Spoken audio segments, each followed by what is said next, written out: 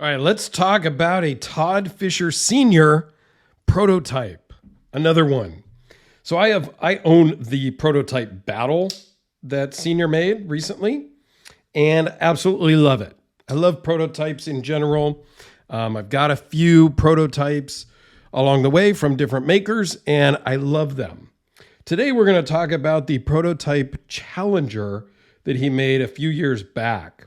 Don't know the exact date, but we're going to compare it with I'm not going to say production, but a standard Archangel that Senior made also. The Challenger is just way cool. Okay. It was for sale when I did the unboxing, and it has now been sold to another friend. I am choosing to pass in adding this to my collection. And there are several reasons. And if you want to know more about that, comment down below.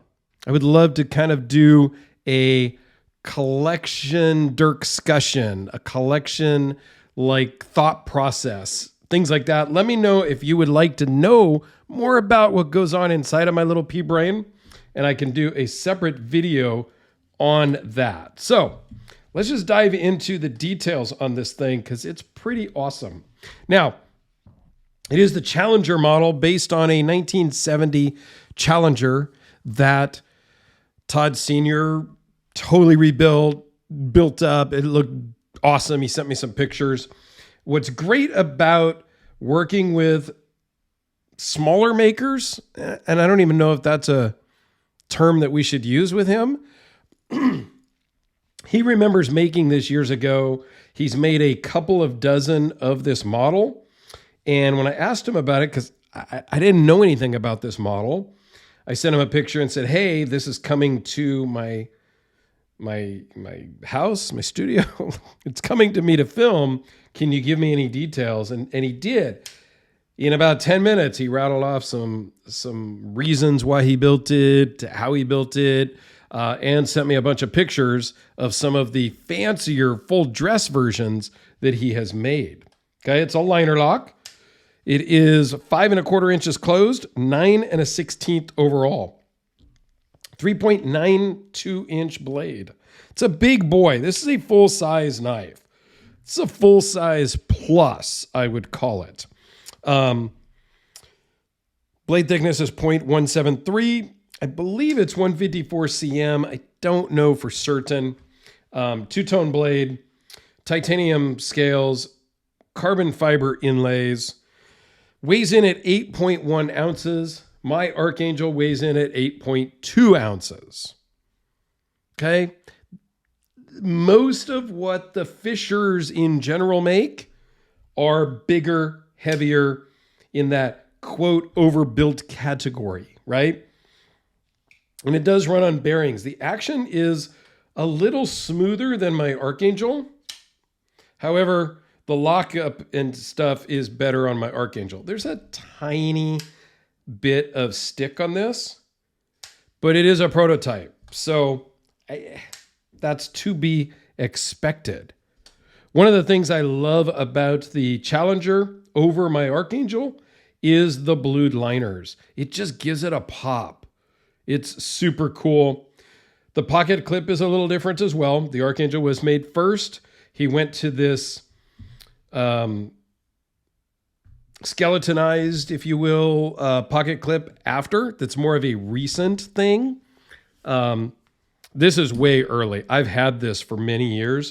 It was one of my first entries into the $2,000+ custom knives. And I love it. I love the recurve. I love everything about this thing. However, I love everything about this too. Let's just zoom in and show you some of the details. For a prototype, it's amazing. Two-tone blade. Little bit of natural patina. I think somebody commented in another video where I pointed out some surface rust. Love the Tonto. I am a huge Tonto guy. I love the Tonto blade shape in general. And Senior did it great. He said this wasn't a huge seller. And he thinks partially because of that Tonto. Basket weave carbon fiber is immaculate. The fit and finish is fantastic. Like, it's really dialed in.